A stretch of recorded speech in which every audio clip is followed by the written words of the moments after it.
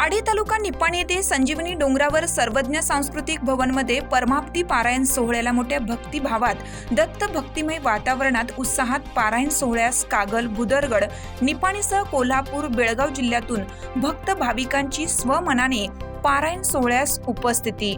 या बातमीची अपडेट घेतली आहे हिरकणी न्यूजचे कर्नाटक संपादक बबन जामदार मानकापूर यांनी।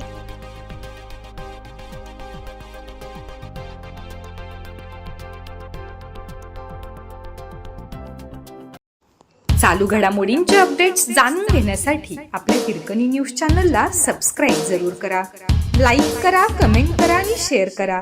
बेल आयकॉनवर प्रेस करा आणि नोटिफिकेशन्स मिळवा।